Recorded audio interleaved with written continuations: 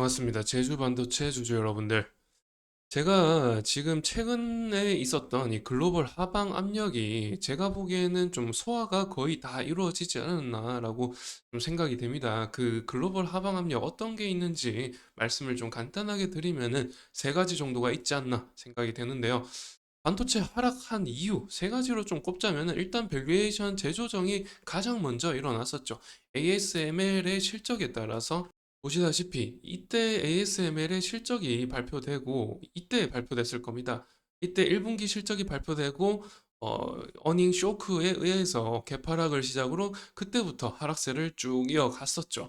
아무래도 AI 반도체 시장에 대한 어떤 의구심이 반영이 계속된 것이죠. 그래서 이제 밸류에이션 재조정이 이루어졌는데 그 재조정이 이루어지는 폭이 뭐 각각 다 다르잖아요. 다 다른 상황 속에서 좀 유독 강하게 이루어진 그 업종을 찾자면은 IP 종목이죠. 반도체 업종들 가운데서 장비주들, 소재주들, 부품주들, 뭐 IP주들 여러 이제 관련 종목들이 있을 텐데 업종들이 있을 텐데 그 중에서 가장 많이 빠진 게 IP 관련주이기 때문에 이제 슬슬 IP 관련주에 좀 집중해 봐야 된다, 주목해 봐야 된다라는 말씀을 드리는 거고 그리고 이제 부차적으로 이제 가격 하방 압력이 가해졌던 게 경기 침체 우려랑 엔캐리 트레이딩 자금 유출 관련된 이슈죠.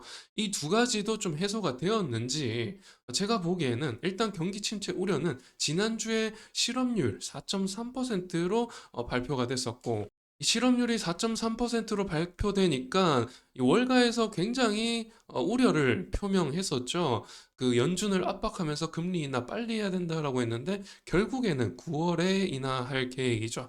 여튼 어쨌든 인하하니까 좀 긍정적이라고 봐야 될까요? 뭐 여하튼 긍정적으로 봅시다. 일단은 긍정적으로 본다라고 생각하고요. 원래부터 9월에 인하하면은 긍정적이라는 어떤 시그널을 좀 보여왔으니까 긍정적으로 보고요. 그리고 이제 PMI 지수가 지난주에 발표됐었는데 46.8을 기록하면서 이제 본격적으로 경기 침체 우려를 표명하면서 시장에서 하방 압력으로 전체 다 글로벌 지수가 빠졌죠. 전반적으로 다 빠지는 상황 속에서 아무래도 뭐 버틸 수가 없죠. 이런 글로벌 하방 압력은 버틸 수가 없는 와중에 여하튼 강하게 빠진 종목 이제 그 중에서 강하게 빠지는 게 이제 아무래도 IP 종목이고 그러면은 이 침체 우려가 좀 해소되었는가? 그 우려 해소가 시그널이 아무래도 월요일이 아닌가 생각됩니다. 월요일 날 미국의 경제 지표들이 여러 가지가 발표가 되었는데 그중에서 뭐 여러 가지 발표된 것 중에 이제 대표적으로 뭐 소비자 심리 지수라든지 이런 것들이 있을 텐데 그런 것들이 다 50 이상씩 나오면서 긍정적인 수치가 발표가 됐습니다. 그 이후로 지금 화요일, 수요일 이렇게 이거래일 동안 양봉 캔들 전환하면서 상승 추세로 변곡점이 만들어졌죠. 그리고 이거는 조금 미미하다고 생각이 드는데 일요일, 월요일 사이에 엔케 트레이딩 자금 유출 이슈가 좀 있습니다. 이게 이제 N 금리, 일본 금리가 마이너스 금리에서 플러스 0.25로 올라가면서 아무래도 거기서 대출 많이 해가지고 어, 금리 높은 곳에 투자를 하는 이런 식으로 행해지던 어떤 자금이 있을 텐데 그 자금들이 0.25로 금리가 올라가니까 그러면은 좀 차익이 떨어지죠. 엔화도 850원까지 떨어졌다가 930원까지 올라갔죠. 이런 이제 충격에 의해서 그 자금들이 다 빠져나가서 그런 영향으로 지수가 빠지지 않았나 이런 분석도 있었는데 저는 다소 여기에 조금 의구심이 좀 있습니다. 여하튼 간에 그 비중이 얼마나 되겠거니 생각이 들지만은 그런 것도 어느 정도 있지 않겠나라는 점에서 이렇게 세 가지를 말씀드렸고 그러면 이 부분은 또 해소가 되었는가? 이 이슈는 니케이 지수가 반등 전환했죠, 지금. 보시다시피 니케이 지수가 완벽하게 이렇게 반전을 하고 있는 상황이죠. 보시다시피 지금 전전날의 장대 음봉을 지나친 양봉 캔들이 나왔고 아무래도 이렇게 하락 속에서 개파락 이렇게 하면서 이 쌓인 매물들을 소화하는 윗꼬리까지 달렸죠. 이렇게 상승 전환을 함으로써 이제 그 엔캐리 트레이딩에 대한 이슈가 좀 소화됐다라는 것을 좀 방증하는 결과로 말씀을 드리는 거죠. 자, 그렇다면 이렇게 지금 세 가지의 어떤 밸류에이션 재조정이라든지 이런 부분들, 하락 모멘텀이 되는 것들에 의해서 이렇게까지 크게 가격이 빠진 상황이죠. IP 기업들 뭐 너나 할 것 없이 다 이렇게 23년 거의 수준으로 가격이 다 빠진 상황이죠. 지금 굉장히 많이 빠진 상황이고, 뭐 장비주들과는 다른 모습이죠. 그런데 왜 IP 종목에 지금 주목을 해야 하는가? 이제 좀 말씀을 드리면은 일단은 세 가지 정도의 큰 모멘텀, 하락 모멘텀이 해소된 이 시점에서 좀 가격 메리트가 있지 않나 생각이 듭니다. 이렇게 상승한 이유, 왜 상승을 했죠? 일단은 미래 가치를 땡겨왔습니다. 지금 3분기, 4분기 남아있죠. 3분기, 4분기 남아있는데, 일단 대표적으로 하이닉스 캐펙스 회복을 좀 말씀드릴게요. 일단 이천 공장과 청주 공장이 계속해서 좀 나오고 있죠, 이슈로. 청주 공장 같은 경우는 23년도에 업황이 좋지 않을 때 중단되었던 공사장입니다. 그리고 이천 공장은 원래 레거시 제품을 생산하던 곳이고요. 레거시라고 하면 DDR4겠죠. 그런 제품을 생산하던 곳인데 HBM3E 이 3E가 AI 반도체 시장에 본격적으로 투입되면서 고부가가치 제품으로 지금 대두되어서 HBM 관련해서 이제 하이닉스 관련주들 소부장들이 오르는 것이죠. HBM3E가 그런데 양산되는 시점이 이때부터죠. 지금 이천 공장, 청주 공장에서 원비 생산, DDR5 생산을 함으로써 HBM3E를 생산해서 TSMC에 공급할 예정이죠.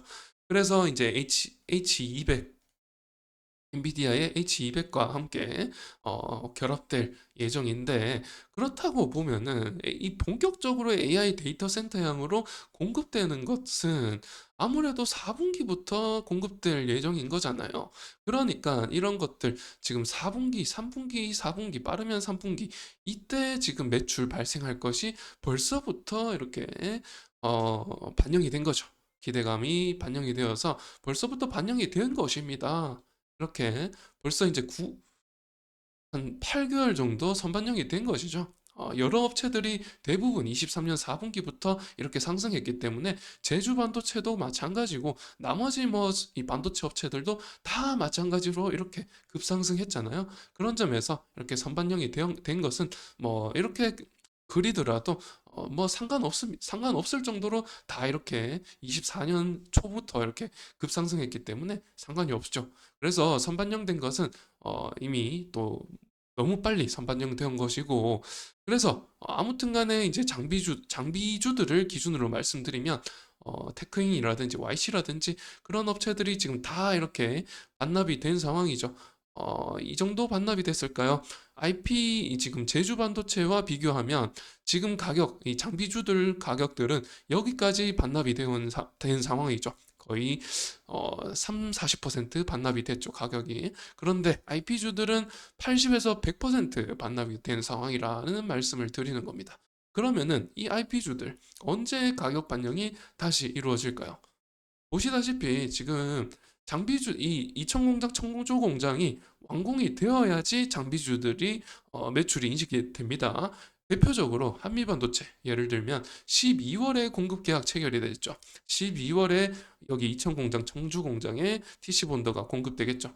그래서 12월 달에 공급이 되어야만 이 파운드리가 D램을 생산할 수 있겠죠. 그런 점에서 12월 달 기준으로 매출 인식이 좀 될 거다.